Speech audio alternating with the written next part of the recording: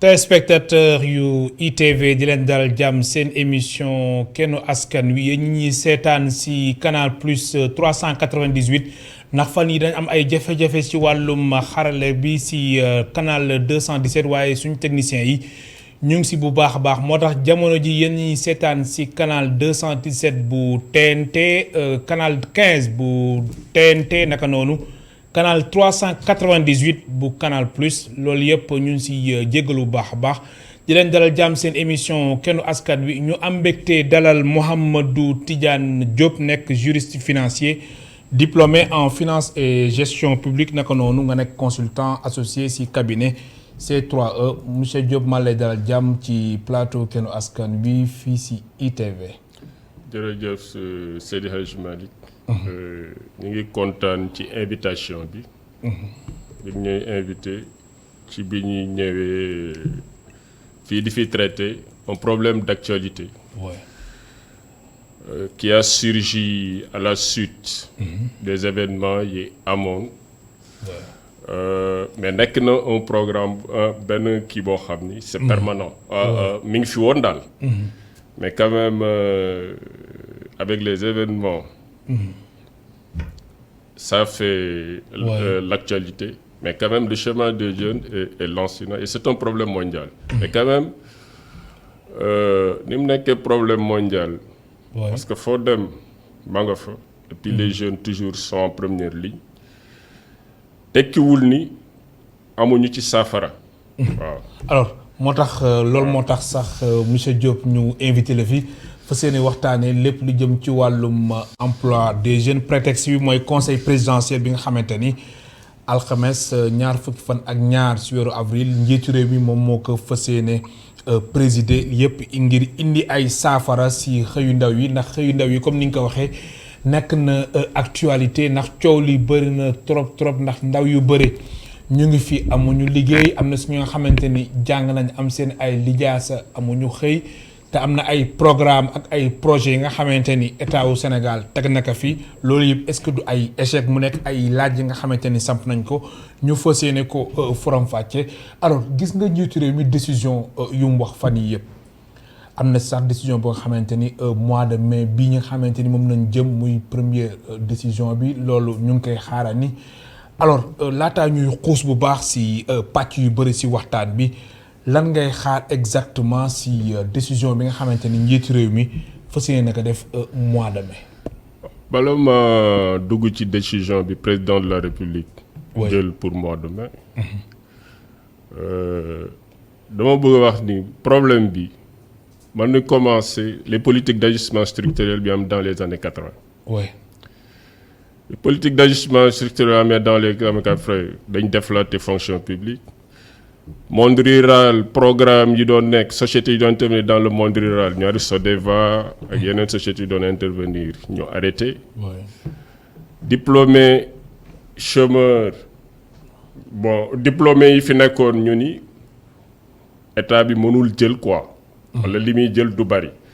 Ce qui fait que stratification kii yooyu chômage en monde rural chômage dans le monde urbain diplômé et non diplômé déflaté de la fonction publique ñooñu ñoo fi nekkoon ba man ci la ñu corté sax ampleur phénomène jël gaal yi quoi.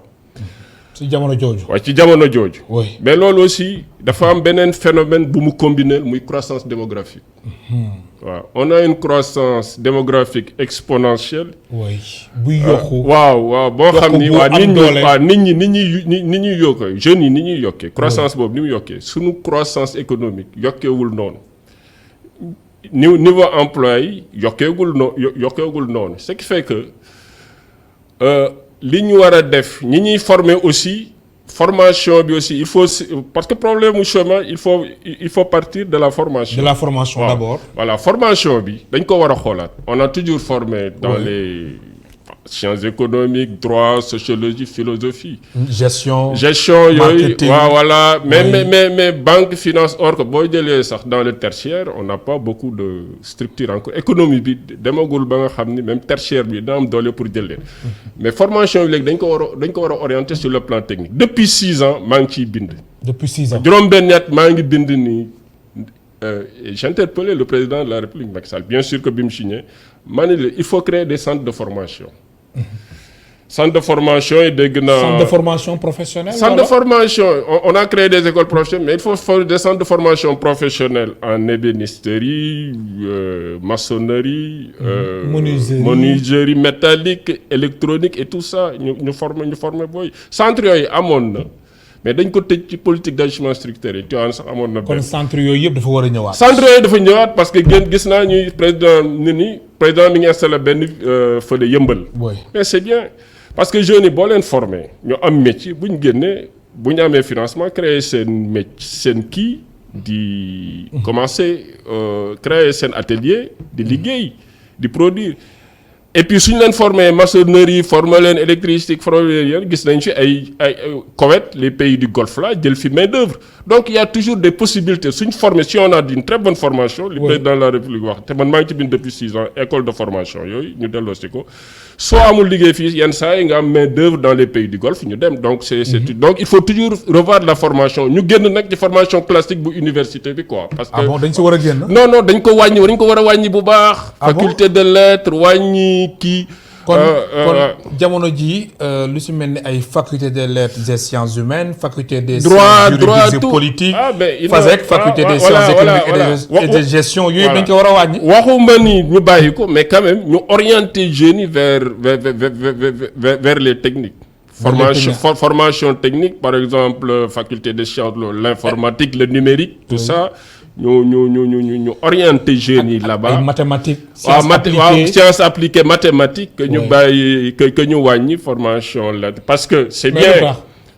c'est bien parce que actuellement xam nga. mais formation yi am na njëriñ quand même. non xam nga am na njëriñ mais responsabilité bi fii ñun dañ ci am responsabilité les pays développés am ci responsabilité. Vous savez bien la CNUSET, la Conférence des Nations Unies pour le commerce et le développement. Oui. On nous a parlé ici CNUSET 1, CNUSET 2, CNUSET 3, CNUSET 4, CNUSET 5. Qu'est-ce qu'il dit? Transfert de technologie. Depuis 60 ans, on parle de transfert de technologie, mais il n'y a pas de transfert de technologie en Afrique, il n'y en a pas. Bon, saa yu kii amee nag suñu amee ñun soxla nañ technologie. Par exemple, on a du pétrole. On va lier des plateformes très chères. Ce qui va réduire nos gains. te loolu mënoon na ñàkk. mais bu ñu formé woon ñooñu nit ñi ci préparer leen parce que on cherche du pétrole depuis longtemps au Sénégal. bu fekkoon ni faculté science loolu plateforme gars yi jàngal nañ leen loolu mais tey mën nañu defar suñu plateforme. boo xam ni ñun ñoo c'est made in Sénégal. mais quand même gis nañ léegi ay instituts comme INPG Institut national. jëm wàllum pétrole ak gaz. waaw ñu ngi ñëw le président prévoir nañ ko mais il fallait anticiper xam nga je dis souvent. bu yàgg waaw nañu génn ci culture. il faut sortir collectivement de la culture de sapeur pompier. mooy yow bala ngaa ji rek affaire yi ni këtt ni jonn quoi. voilà loolu dañ ci war a génn quoi. actuellement am na ñuy toog naan par exemple président xaalis bi mu ci dugal mais non ils font des erreurs. Quand Trump est arrivé. oui. il a sorti 500 millions de dollars pour retaper des vieux quartiers. Ça intervention c'est une intervention keynésienne. xam nga ma Trump ñëw na gis na ni il faut créer de l'emploi il sort 500 milliards de dollars la génne pour retaper des quartiers. Actuellement. Biden génne na 1900 milliards dans la crise Covid pour dimbali les ménages et les entreprises mais il sort 2000 milliards de dollars encore. Oui. Pour intervenir dans les infrastructures aux États-Unis. Bon, il veut créer des millions d'emplois aux États-Unis. Oui. Moi, je pense que c'est dans cette optique-là le président de la République parce que ça, c'est conjoncturel. Moi, c'est-à-dire qu'affaire bi conjoncturellement lu nu kët nu jonn mais il faut nga jël mesure. Président de la République 450 milliards yi mu prévoir moi j'aimerais qu'on loge directement cette somme-là à la présidente de la République que le président veille parce que. jeunes yi ni ñu taxawee nii il faut que mu am. structure yu wóor yoo xam ni. dañu jël rek mu ñëw mais dans ce cas aussi su ma la comprendre bu baax 80 milliards yi nga xamante ni moom na nar a dugal ci mois de mai ak recrutement 65 000 jeunes yi loolu yow faisabilité bi da nga si am ay doute. non c'est faisable. c'est faisable. xam nga man dama doxee dama joxe secteur yu bari. oui. J'ai parlé du pavage de Dakar. xam nga dafa am ay boy yu nekk sama quartier moi. Oui. J'ai une structure jël naa ay maçon jël entrepreneur jël électricien jël carreleur ñu ma doon defal ay travaux dans le cadre d'un marché public. oui. mais boo yooyu bi ma leen fayee dañ dem régler seen problème te ñoo ñu ngi toog maçon yooyu ñu ngi toog donc quand le président de la République il va faire le pavage de Dakar. Oui. Cité na pavage. moi je. te loolu ay ndaw dinañ si mën liggéey. dans les maçons tous ces maçons qui sont là on ouvre un bureau ici dans la rue woote booy ñëw ngeen sa carte d'identité nga inscrit tu es un maçon ñu jël on déroule le programme xam nga ñooñu ñëpp mën nañ ci liggéey pendant 3 ans pavé Dakar c'est un grand programme gis naa yéen a ngi pavé seen fii c'est bien. Oui, donc bu ñu pavé fii yëpp bon et puis dina wàññi pavage de Dakar. Oui. Parce que on sort de l'argent 2 fois. suñ pavé wul suuf si ñëw bu ndox mi ñëwee day dugal suuf si ci canal bi mu fatt ko boo pavé par exemple suuf soosu dootul kii donc. même foofu dina am dépense bu wàññeeku foofu. voilà président doon génne ay milliards. doon génne ay milliards di ko dugaat ci pavage parce que di ko dugalaat ci inondation parce que canal yi fatt nañ ndox mi des foofu quoi. donc pavage bi dafa am double kii. Ça va permettre aux jeunes. Oui. De travailler. On va limiter les inondations à Dakar et puis moo gën nga jël xaalis directement rek jox ko jeune bi ni ko demal quoi parce que on va dinañ régler ñetti aspect yooyu. beneen bi man je préconise une brigade verte de Dakar. La brigade verte ndax soo xoolee aussi président de la République si wàllum environnement insister na si bu baax jëm ci wàllum reforestation. reboisement. voilà loolu yëpp dafay ñëwaat si idée bi nga wax. effectivement j'écris sur la brigade verte depuis 6 ans. très bien moi j'aime ba am un professeur d'environnement moi j'ai pas fait environnement j'ai fait droit et finance. Oui. Mais un professeur d'environnement. gis na ma ci ba ñëw këram di waxtaan mun ma yow tu n'as pas fait mais gis naa li wax ci man qu'il faut créer xamal dañu war a créer une brigade verte à Dakar. Et Dakar il fait très chaud et puis on a toutes sortes de fleurs ici mais yàlla joxuñu fleurs yi noonu pour ñu ko seetaan rek. tous les mën nañu defaraat quand le président de la République dans le domaine de l'environnement crée une brigade verte comme ni mu créé les éboueurs yi nekk ñuy balee fii Dakar. On parle de cette brigade verte pour refaire tous les jardins publics de Dakar. loolu mooy solo brigade verte. waaw mooy solo brigade verte ça va donner de l'emploi. Oui. Et puis c'est permanent. On a une capitale très propre des jardins jardins yi nekk ci quartier yi ñu defar ko lieu kii rond-point yi ñu defar ko c'est permanent. Et puis ça attire les touristes. ñu koy nettoyer di ko arroser. voilà parce que man gis na flamboyant yi ñu def fii dama ko gis Afrique du Sud. mais yooyu yu mauve la. France 24 laa ko gis des touristes ont quitté l'Europe pour venir voir une rue boo xam ne ay flamboyants rek noo fa def pourtant on a des flamboyants donc yooyu yëpp su fekkee la capitale est propre de l'espace vert et puis à partir du mois de mai il fait très chaud à Dakar il faut reboiser les grandes artères ce qui fait que yooyu yëpp dafa et puis il y a une pollution on a beaucoup de pollution. Oui. Donc il faut cette brigade verte là. Oui. On reboise. Et ça permet de recruter beaucoup de gens là. beneen bi. Oui. beneen aspect mooy diplômé yi ngay wax. diplômé yi c'est un problème boo xam ni c'est très sérieux mais les diplômés kii moo am. xam nga gars yi dañuy wax ni diplômé yi mën nañ leen jël ñu dem bay quoi. mais c'est pas bay directement c'est pas la panacée parce que bu ñu la formé wul nga dem bay mënuloo kii solo mënuloo xëy rek jóge Mermoz jóge Almadies dem bay parce que jàngaluñ la ko parce que tu n'as pas d'emploi c'est un saut dans l'inconnu. Oui. Le professeur Archibald Callaway un néo-zélandais qui est un expert des Nations Unies qui a travaillé dans la planification de l'éducation et chômage des jeunes nee na nañ jéem a maintenir ruraux yi chez eux. xam nga actuellement on a ñu toog seen kii c'est possible bañ a ñëw. waaw mais bu Dakar bu leen joxee liggéey foofu actuellement le Sénégal dépense combien de millions pour combien de milliards pour xaru tabaski mais on peut développer foofu ci àll bi ah. oui su ko defee ñoom waaw élevage ñu mën leen téye foofu. ñu téye leen foofu Archibald Calavey loolu un expert des Nations Unies loolu la wax quoi qui était au Nigeria à l'université d'Ibadan économiste qui bu étudier chômage diplômé foofu. Donc mu ni nañ téye ruraux yi bu ñu leen téyee foofu élevage commerce caprin bovin aviculture.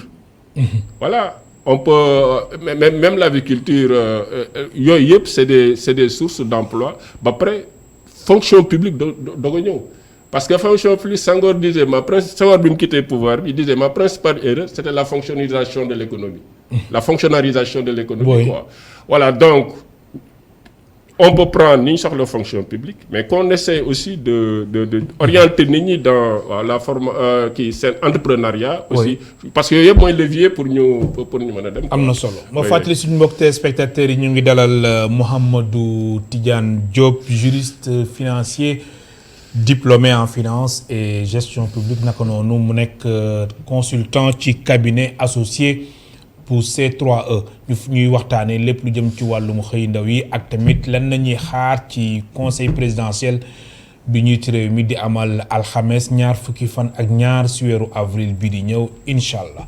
alors su weesoo lu jëm ci wàllum reboisement reforestation wàllum pavage wàllum sécurité ak hygiène publique aussi. loolu ndaw yi mën nañ ci am xëy. le président de la République aussi wax na ko. waaw ak centre de formation professionnelle yi ñu waxoon ça permet de déboucher aussi. boo ñoom bu ñu génnee bu ñu former leen ci domaine yooyu yëpp menuiserie avec tout ça. Menuiserie métallique ébénisterie et tout ça. Plus l'artisanat. Voilà l'artisanat c'est un prélude à l'industrialisation. moo tax léegi sax ñoom dañu am seen ministère plein. waaw un ministère plein. oui. xam nga li ma lay wax nii su ma nee la wax naa ko fi da nga naan ma bon waa ji daal de moom moo xam ne ne du loolu. man gisoon naa ko j'ai dit que l'artisanat par exemple. C'était en quelle année? Ça fait à peine 3 ans sur Facebook. Oui. J'ai développé ça beaucoup ci Facebook développé naa ko. Très bien. xam nga boo jëlee artisanat. On a la confection. On a les chaussures. On a la joaillerie. man xam nga loolu lan laa wax dama bëgg président de la République. mu installer de grands hangars à Diamniadio qu'on essaie d'installer les artisans là-bas. J'interpelle l'Union européenne sur le textile. Nous produisons du coton. Oui. Le Burkina produit du coton. Le Mali produit du coton. Mais l'Union européenne qui fait une coopération avec nous se tape du textile au Bangladesh et en Chine. Or, on a le textile qu'on peut installer ici à Diamniadio. Nous ñoo gën a jege Union européenne ñu jënd si fii. moo gën a jege les charges sont moins distance bi bari moo gën ngay dem ba Chine ak suñu relation ak ñoom ni mu yàggee donc textile boobu. man dama qu'on fasse de très grands hangars des usines textiles ça a commencé fële à Diamniadio ñu développer textile bi développer la chaussure. Par exemple, il s'agit de quand on fera ces grands hangars-là, qu'on installe là-bas, toutes les machines pour faire la chaussure. Soit on l'achète en Chine ou en Italie ou ailleurs, on achète toutes ces machines. Et on va viser le marché européen en textile.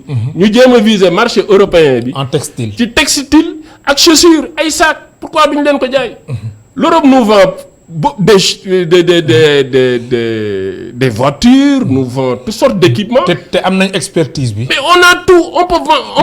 waa ngaay bu ñu leen defalee loolu bu ñu ak ñu nekk fii Tilène suñu leen yóbboo foofu avec toutes les installations yi fii. Le président de la République doit taper sur la table parce que gis naa ko Bruxelles temps yi mais il va leur dire que mais vous là on va vendre du textile et des chaussures. Voilà, on essaie d'avoir un quota au niveau de l'Union européenne. Voilà, forcément. Parce que non, on est en mondialisation. Pourquoi ñoom ñuy jaay ñun mën ñu leen jaay. Or ñun am nañu xarañ bi sénégalais ku xarañ la ah donc ñooñu. boo gisee li ñuy defar mais est-ce que tamit du problème moyen faut poser wul foofu. wala accompagnement. waaw xam nga problème moyen bi bon.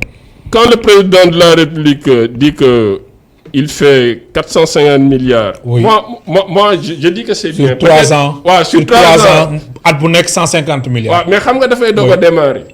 Mais je dis que il faut essayer de porter le budget du Sénégal à plus de 5 000 milliards quoi. Et de consacrer beaucoup d'argent. ndax budget bi muy toll ci 4 000 waaw milliards 4 000 milliards mais il faut consacrer beaucoup d'argent à l'artisanat. ñu jéem a xool comment développer cet artisanat parce que artisanat yi ak confection bi man dinaa gis ay burkinabé ay ivoiriens ñu ñëw Sandaga. di jënd ay yére di yóbbu. xam nga li ma la wax. oui bon dàll yi dañ koy yóbbu un peu dans la région mais donc comment nan la ñuy moderniser artisanat boobu. moderniser ko ba mu dëgër ba ñu koy jaay au niveau de l'Union européenne jaay ko dans tout le monde en Afrique.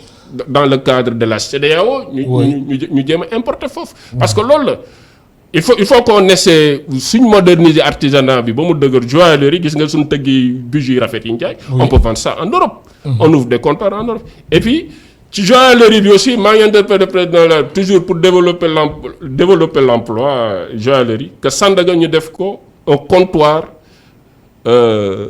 sous-régional d'or on produit de l'or. oui Sandaga bu ñu ko defaree Sandaga moom def un comptoir d'or. bon da nga gis ni. même jamono ji ñu nekkee ci wàllum réhabilitation bi. foofu nañu war a mën a jëm. waaw mën nañ ko war a def un comptoir d'or loolu bind naa ko aussi sur Facebook. bu ñu ko defee benn comptoir d'or suñu joaillerie yi comme xam nga c'est toujours on te montre Dubaï. oui ñu ngi jógee fii di dem Dubaï. bien sûr or ñun mën nañu inverser tendance bi. parce que suñu budget yi ay nañ mais monde bi yëpp. oui. boo defaree Sandaga ba mu baax jël or bi gars yi tëgg ko ba mu rafet nga teg ko foofu génne ko ci télé yi fay publicité fii ITV oui. parce que aussi il faut que vous ayez la publicité beaucoup de publicité pour gagner de l'argent effectivement bu ñu ko defee foofu wane ko France 24 sur France 2 TF1 wane ko Sandaga fer dal ak or boo xam ne suñu wujee ñoo mais on va être un centre boo xam ne fii nit ñi dañ fi ñëw di fi jënd or tourisme yi gën a yokk état bi gën a am xaalis. donc voilà ñun c'est ce que nous vivons et c'est possible. Le président de la République peut bien redresser la barre bon boo jëlee travaux yi jël artisanat bi jël yooyu secteur yooyu yëpp. on peut redresser la barre et puis l'artisanat c'est un secteur très porteur. yaakaar naa ni man nee naa président na leen defal hangar na defar ko tout chaussures yi. hangar. defar confection bi mu dafa leen hangar moderne joaillerie extrêmement moderne ak jam ñoo installé leen foofu mais artisanat boobu sax secteur boobu dafa mel na njor na bu baax njiitu réew mi ndax gis na ñaari conseil des ministres yu mujj yëpp daf si insister bu baax a baax mais lépp lu jëm ci wàllum stratégie de développement du secteur de l'artisanat ñu saytu ko bu baax voilà xam nga fu ñu jëlee xaalis bi war naa président de la République il a fait des efforts sur le plan des infrastructures mais man ci sama analyse il y a une planification déséquilibrée un peu au niveau des grands travaux qui sont un gouffre financier la dafay jël xaalis bu bari non il faut ñu wàññi ko kon jamono jii nii non dama lu si mel ni TER bi ak BRT bi mais d'accord c'est bien mais na def na xaw a def bin ci affaire kii bi ci travaux yi léegi nag jël xaalis boobu comme ban grand kon BRT bi kenn waru ko woon tàmbali te TER bi parewul. non engagé na ko parce que bon il y a un sérieux problème de transport à Dakar da ngay gis quelquefois gars yi bu ñu quitté foofu c'est bien mais dama ni suñ ko mënoon a étaler ñu bañ ko par exemple étaler ko ci durée bu xaw a yàgg fekk fa ñële mën a am dara quoi. yaa ngi may gis beneen bi aussi mooy. mais dooguma la est-ce que tamit bëggul loolu nekk si mandaawam moo tax xam nga yéen seen xam-xam nu màccee ci wàllum ay koom. ay gëstu. mais ñoom ay politique nañ est-ce que tamit bëggul si mandaawam moom moo tax mbir mi demee nii. non xam nga. am na lu mu fi bàyyi. xam nga TER bi. xam nga Sénégal aussi dafa naqaree waxe. oui soo nee TER.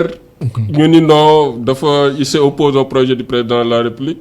bon il sait peut-être moom xam na lu tax mu def ko mais quand même dama ni mënoon nañu songu artisanat jël xaalis bu bari par exemple xaw a wàññi on a fait beaucoup d'infrastructures ci àll bi ay télé yooyu. oui mais télé aussi li ma ciy conseillé mooy il faut dañuy def télé il faut am production.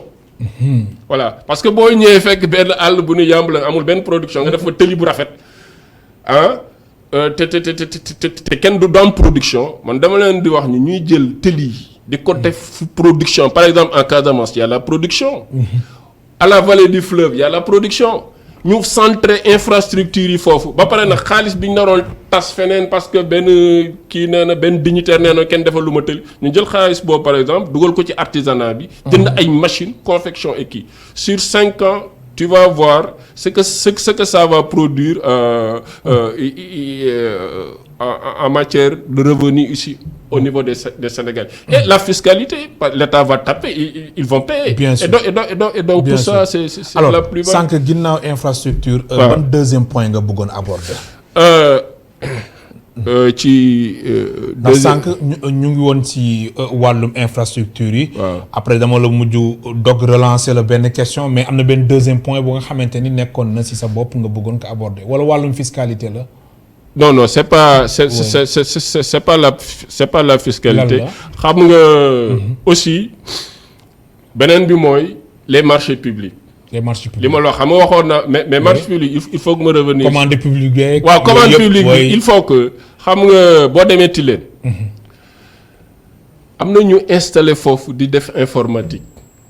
ils vont à Dubaï en Chine ils vont en Italie aux États-Unis di indi foofu.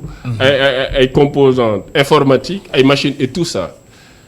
am na ñu dans les produits phytosanitaires am na ñu nekk ci beneen domaine papeterie mobilier.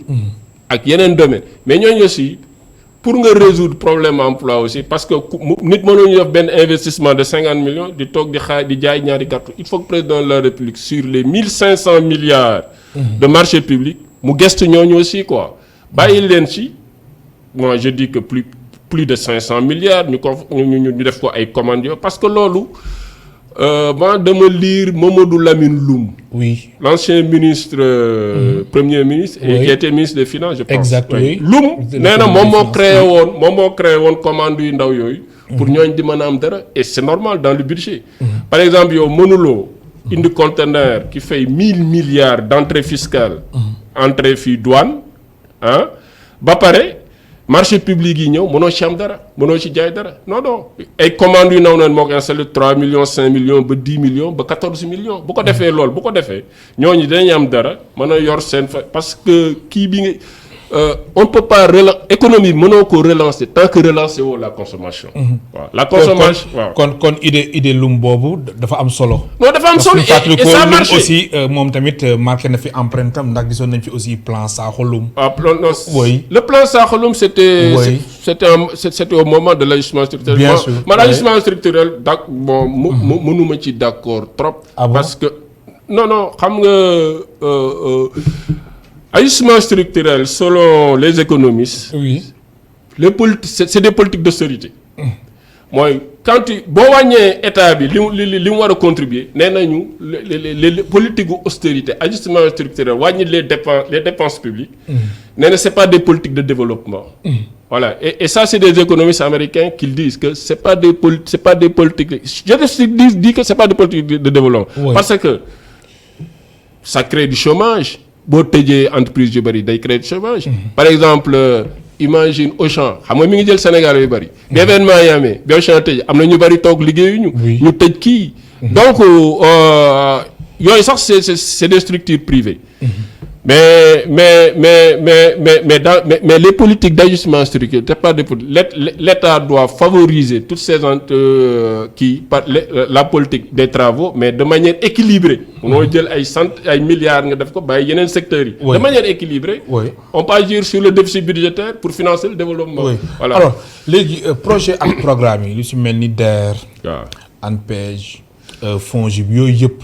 am na ñu jàpp ni vraiment dañ ko war a saytuwaat wala ñu xool ñu leen di boole ñoom ñëpp daal ñu xool ñu wàññi ko moo gën agence yi bëri na te teewul xëy bi jafe-jafe la ci réew mi sa gis-gis yow lan la. en tant que juriste et financier. waaw xam nga DER. délégation à l'entrepreneuriat je pense que c'est ça. Oui c'est ça. Bon xam nga bi ñu fi génnee affaire Tangus. Moi léegi sax DER/FJ nañuy wax.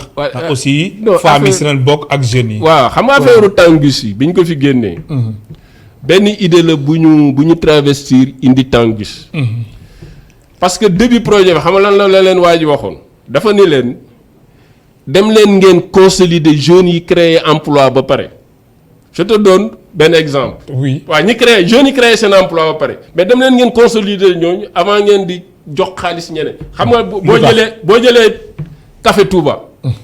mais da ngay gis benn jeune bu teg café Touba di jaay café Touba ba ngoon pourquoi kooku du ñëw consolider ko parce que ça marche. C'est une idée bon.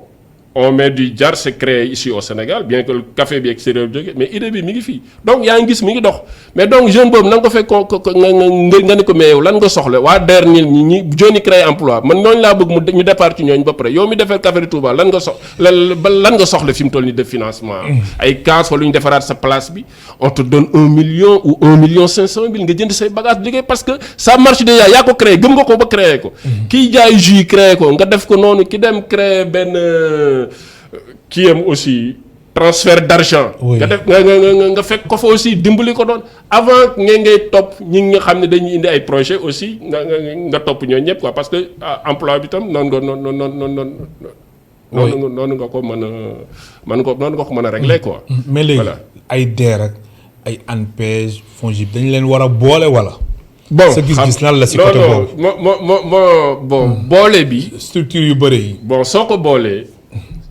Tu vas créer une entité très grande te sollicitation yi dafay bari te foofu damay créer. moom nu mel nii baax na. moom tasee nii. bon li ma ciy ragal bon ñoom na autorité yi ñoom nañ xool mais man damay ragal buñ ko defee benn groupe à moins que mu bari personnel mu am ay département yu bari quoi nga xam ne ku ñëw rek mën a dugg mais dafay doon un monstre boo xam ni qui est géant bon.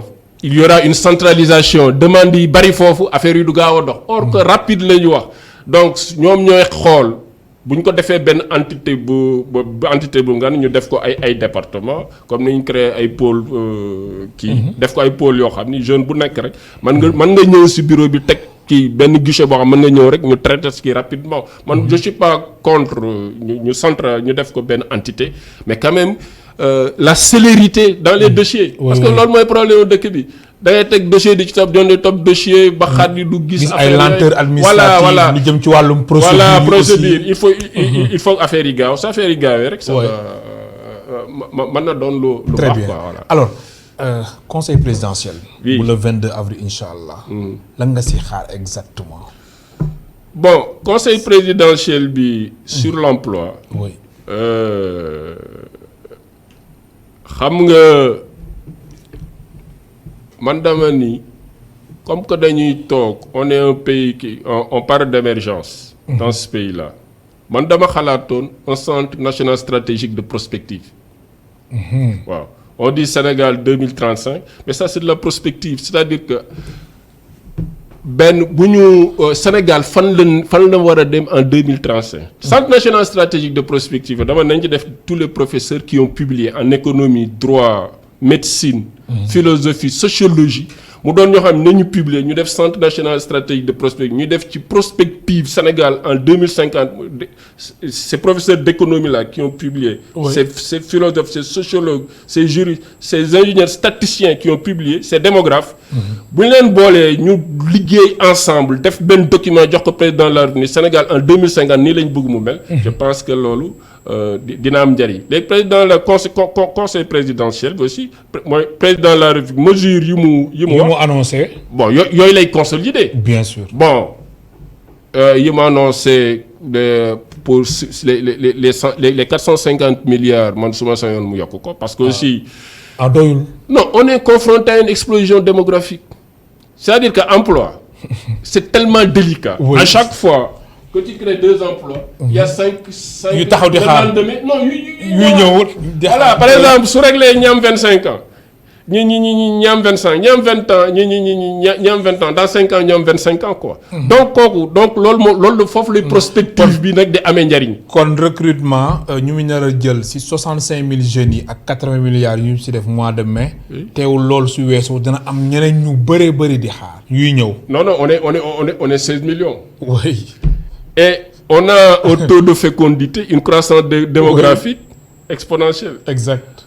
Il y a quelqu'un qui dit que ne économie bi ñun suñu croissance démographique ni muy màggee suñu économie màggeewul noonu voilà donc ce qui veut dire que kooku dafa laaj une planification rigoureuse mooy centre national stratégique de projet ñoo xam ni seen xam-xam dafa màcc ci futur. waaw lii ñëw fii ak 20 ans 30 ans ñu préparer ko. ce qui veut dire que ñu topp la planification les planificateurs. mais pourtant loolu am na sax. non on associe les Moubarak Lo lu mu jiite. voilà ci wàllum prospective économique. mais xam nga Moubarak Lo. oui benn département en tant que économiste statisticien. mais benn département pour man. benn département rek. département bi dafa xaw a tuuti. maanaam bi da nga ko war a gën a yaatal. voilà juriste sociologue yi ñëpp si biir. non voilà dañ ci bari parce que économiste. oui xam nga Moubarak Lo c'est un économiste. les économistes yi dañ ni ennemi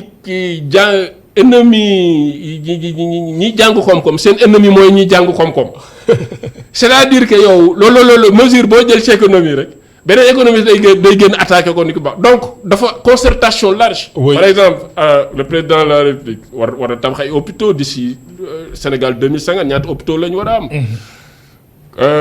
ñaata usine la ñu war a am. Infrastructure yi ñaata la am ñaata aéroport la ñu war a am contrat yi koy doxal juriste yi ne bu ñu bañ a signé ay contrat léonin clause léonine yoo xam ne ñun ñoo ci perte donc ñooñu ñëpp buñ créé centre national stratégique de prospective boobu ñu jël les universitaires il faut associer les universitaires aussi dans dans la concertation quoi. ak gëstukat yi waaw les chercheurs waaw man su ma sañoon on installe le centre national stratégique de prospective ñoo xam ni ils seront payés qui ont publié au niveau de l'université ñu boole leen ñu def benn étude prospective sur le Sénégal d'ici 2050 ñu rémunérer ñu jël document bi jox président de la République bien sûr il a le dernier mot par rapport à son programme politique bi mu installé mais ça c'est intéressant. Oui. Il faut associer les universités mais pas seulement les politiques seulement.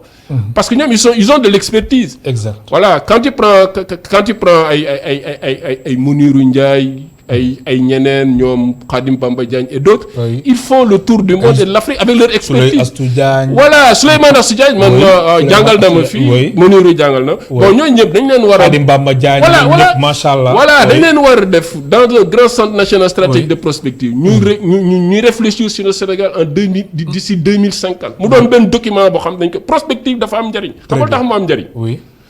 est-ce que di nga ma permettre ma wax ko. oui allez-y. Alassane Dialy Ndiaye. daf fi wax dans les années 80 métro de Dakar.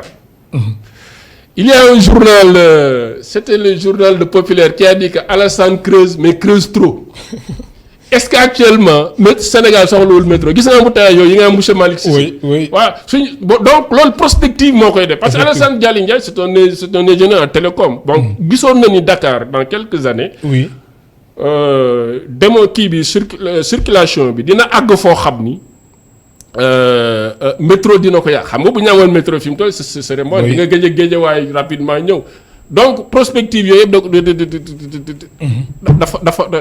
dafa am importance en corrélation avec notre croissance démographique quoi et nos besoins dans tous les domaines. am na solo. oui Mouhamadou Tidiane Diop ñetti simili moo ñu dese te mbirum université tamit actualité la te soxal na la ndax xam nga fa jaar nga fa gis nga coow li entre rectorat ñoom ñuy sàkku ni ñu tëj campus kudd moom ñoom nee nañ dañ incompétent coow li bëri na université. non xam nga université sa gis-gis. non président de la République xalaatul ñu tëj université. oui ça va créer plus de problèmes.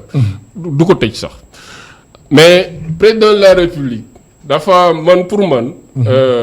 et le ministre de l'enseignement supérieur. et les autres cadres dafa am xam nga lu waral coow li fii. oui y a une démographie terrible à l'université dafa ëpp dañ fa dolli ay pavillons.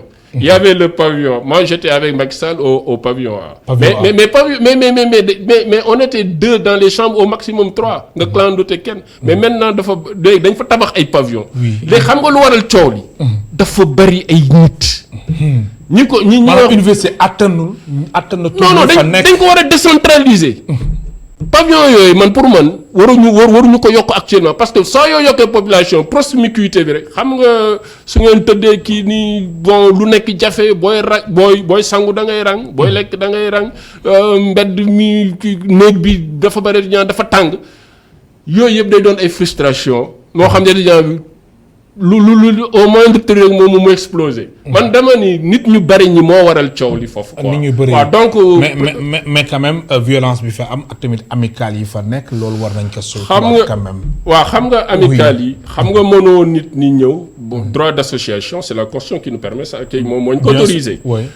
mais quand même étudiants yi aussi qu'il y ait plus au niveau même du campus. pédagogique et aussi même au niveau du cours.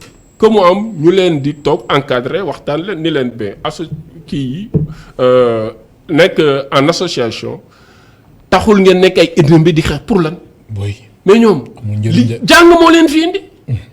ku koy def cours ñëw dugg sa néeg jàng mais lan ngay ma amee problème ba indi géej gi indi ay ba indi xeex ma loolu moo ma jaaxle yow jàng moo la tax a jóg. nan ngay créer association bi kay si c'est un but culturel. mais est-ce que du xaalis yu nekk ci amicale yi moom moo tax. bon y a cet aspect là xam nga nag. aussi c'est un constat qui est à l'université. moi j'ai fait l'université aspect boobu mi ngi ci. oui. léegi suñ nee ni xam nga parti yëpp fa am ay étudiants. élection yi lu nekk la leen di jaral. waaw parti kii parti ñoom ñëpp fa am ay association nan la ñuy mën a loolu tam dañ ko war a xoolaat xaalis bi ñuy joxe foofu enjeu yi par exemple un étudiant bu bëggee gën a aiser un travailleur te génnagul. bon affaire bi dafa xaw a doy waar nañ ko xoolaat quoi. waaw même bu ñu leen di jox xaalis support pédagogique yi ñu war a jànge nañ leen dimbali foofu. nañ leen dimbali ci lekk gi nañ leen dimbali ci bourse yi quoi et ça s'arrête là. Oui. mais un étudiant qui dort avec des millions di bringuer fii mais kooku aussi dañ ko seetaat quoi. parce que jàng ak noos mënul nekk mënoo bëgg a jàng di wut teraanga bëgg a am teraanga bi nga xam ne da nga koy am léegi ci campus bi te génn ko. ça pose problème. ça pose problème loolu pour apaiser aussi. les autorités yi nañ njëkk yi. mënoo nekk féex gën a féex ki nekk ci biti. keemagul liggéey waaw te yow nga te boo génnee nga war a am loolu. voilà donc loolu am nga ko te génnagoo. waaw nañ ko seetaat loolu bu ñu yéegee enjeu bi nekk foofu. moo waral xeet et puis ñoom tam ñu yar leen ci côté boobu quoi. voilà kudu ni leen bon li ñu leen di jox nii joxuñu leen ko pour ngeen nekk fii di mener la belle vie jënd leen ay livres jënd leen ay fournitures yu ngeen kiyee. na ngeen jënd ay ticket ngeen jàng bu ngeen jàngee ngeen génn ngeen doog am métier mais mën leen toog fii bëgg a gën a féex travailleur bi nga xam ni def na formation gën a féex Malick Sy nga xam def na formation def na ko France wala def na ko États-Unis ñëw nga nekk étudiant bu ko gën a féex mënul nekk voilà. maa lay gërëm baax di la sant. Mouhamadou Tidiane Diop jërëjëf Seydi Hadji Malick. mu nekkoon Mouhamadou Tidiane Diop juriste financier diplômé en finance et gestion publique naka noonu mu nekk consultant ci cabinet associé bu C3E. mbokk téléspectateurs yi ñu ngi leen di gërëm baax di leen sant amul seen fay Ramatoulaye Sall Diop moo nekkoon ci réalisation bi Iba Mar Sène nekk ci wàllum son bi. Mafal Fall nekk ci caméra bi mbokk téléspectateurs yi amul seen fay ba altine incha allah ñeenti waxtu. jërëjëf jërëjëf.